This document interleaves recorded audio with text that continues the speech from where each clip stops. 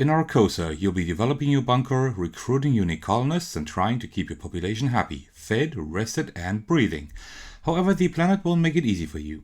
There will be regular attacks from the resident hostiles to contend with, plus a whole bunch of events that can occur while your intrepid explorers are out in the wastelands. In order to claim victory, you'll need a well-organized, productive, and happy bunker. But only one colony will win the grand prize, a ticket off the planet. Welcome to my Kickstarter preview of Arkosa.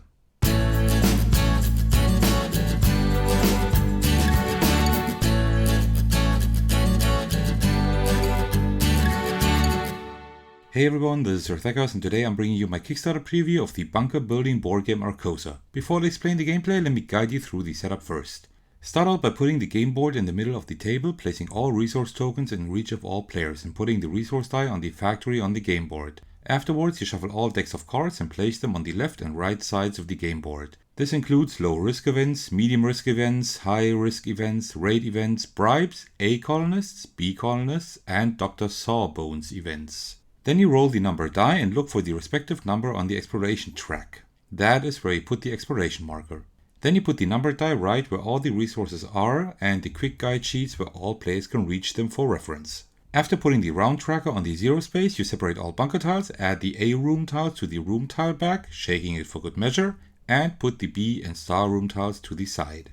For the player bunkers, there are two setups, the starter bunker setup and the regular bunker setup. I'd advise you use the starter bunker setup just for the first game, which goes as follows. Each player receives a bunker board with the A side and a colony leaderboard with the A side as well. Then each player chooses a color and places their disc with the numbered side on the top left space on the bunker board with the one facing up. This is used to track your two actions you have each turn. Place the other disc on space 20 of the reputation track. After that, place your wooden cube on the corresponding space of the morale track according to your colony starting morale value. Take 3 power shards and put them in the slots next to your build rooms. Then you receive 4 face down cards from the A colonist deck and the resources that are listed on your bunker board at the bottom. The regular bunker setup only slightly differs from that. It mostly focuses on asymmetric bunkers and leaders. The starting player is determined and receives this cute first player token. Well, this is how the play area should look like now, and we are ready to play the game. Arkosa is played in 3 rounds. In the beginning of each round there is a preparation phase where one player moves the round tracker to the next space on the round track and then draws new colonists and rooms, as well as refreshes the trade pool. The preparation is a bit different each round, but this is all detailed in the rulebook. Then all players take turns carrying out 2 actions each. The players can choose between 3 or 4 different actions depending on the round they are in. The first action players can take is putting a colonist to work. This is done by placing it to the left of the board and exhausting them. Then the player chooses one of the actions depicted at the top. The actions can range from collecting materials or changing morale values up to exploring the planet. When you choose to explore, the chosen colonist needs to have the same backpack as is depicted in the location the player wants to explore. Then you choose your target location, move the exploration track marker the number of spaces indicated at the top left of the location, pay any costs that are depicted at the top of the location, applying any discounts an explorer might have, and then take the depicted resources into your supply or the colonist card directly into your hand. If you took a colonist card, make sure to move all colonists down the depicted path and replace the missing spot at the top with a new card. Don't forget to take the action if the exploring token lands on one, for example an event that occurs. The second action that you can choose is making a trade. In the bottom right of the board you can see all trades that are possible to make. You can carry out the trades depicted at the left regularly. If you want to make a trade that is depicted at the top, the required resources need to be present in the trade window here. Also, when playing with the regular bunker setup, you can carry out a special trade pictured on your colony leaderboard.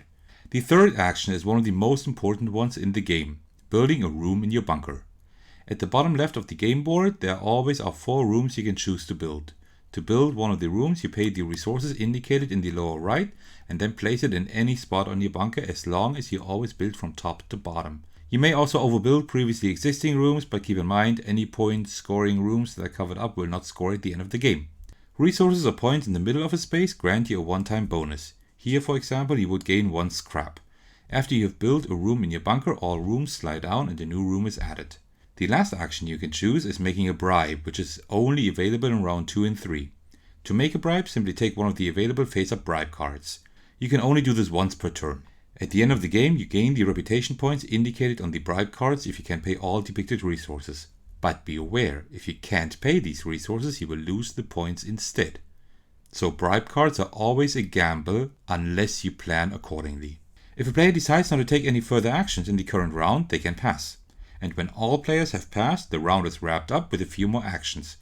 Players need to pay rations for their colonists and gain or lose reputation points based on their position on the morale tracker. Then all powered rooms produce all resources depicted in the lower left, plus room production's bonuses. Last but not least, all colonists that were used this turn rest and players can take them back into their hands. After the room production in round 3, the game ends and scores are tallied up. Players receive points for their built rooms, points on their colonist cards, points for specialization bonuses of the specific rooms types, points on successful bribe cards, and points for leftover resources. All these points are added to the player's current position on the reputation track. The player with the highest reputation wins and gets off the planet. Of course, there are a few more rules that I won't go into now. You should now have a pretty good overview over how the game functions in general. So, what do I think about the game? Oh boy, do I like the game. It is truly an incredible experience. First of all, I really like the artwork. Keep in mind that this is a prototype and some components and art assets are not completely done yet, but each card so far has different artwork that is really pretty. You can see that a lot of love and labor went into designing this game visually. Also, the solo mode wasn't done in time for the prototype, but it is now. Yes, the game will also have a solo mode, which is wonderful news. The game has quite a few rules you first need to learn, but it's not long until you have internalized them all and the gameplay is incredibly smooth. It is all very intuitive and it's really fun deciding which actions you want to take and in which order. Really well done, seriously. The game is also pretty well balanced. There was never a large difference in points at the end and it was quite clear how I could have gotten even more points. I believe that each subsequent game you can learn more and more about the game's inner workings and make more informed decisions. But still, this is a game you can play with pretty much everyone since it's quite easy to grasp. Also, the length of the game is pretty much perfect. I never had the feeling that the game dragged on, because it clearly didn't, and also I didn't think it was too short. The game's variety is great. You never know which colonists will be available on the board and in your starter hand. Also, the rooms are random, as are all the events. Each game can play completely different, altering your strategy greatly. This massively adds to the replayability of Arkosa. And this is good, because the most important factor is that the game is incredibly fun. To be honest, I secretly hope I can keep the prototype just a little bit longer before the next reviewer needs it, because the game is just so much fun. It's great having all the decisions at your disposal that all make a profound difference in how you will play the game.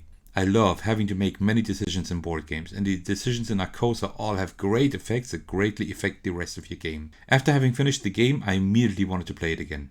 And you know what the coolest thing is? I was actually quick enough to be back on number 1 for this campaign. Really awesome. The only thing that's a real shame is that the game only supports up to 4 players. Sure, most games have the same limit, but I firmly believe that this game should be played by many people, and support for at least 5 players would be perfect. Just as a little hint to Toonhammer, maybe there's something we can do about that? Well, I'll make it short. I highly suggest you check out the campaign while it's still alive. As of recording this preview, Arkosa has not yet reached its funding goal and I can't understand why. It is a very good game that is quite different from anything else I've played until now. Also, it will only be available via that Kickstarter, so this is your chance to take another good look at it. And you don't need to listen to me only. All other reviews are just as positive. Arkosa is a very special tabletop game that you want to play again right after you finish it.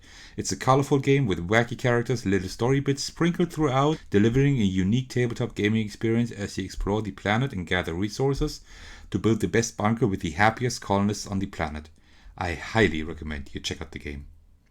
Alright, if you're still watching, thank you very much for doing so. I highly appreciate it. Why don't you drop your impressions in the comment section below and let me know if this game speaks to you and whether you will back it. I'm looking forward to hearing from you, and as usual, I will see you in the next video. Take care everyone, and cheers.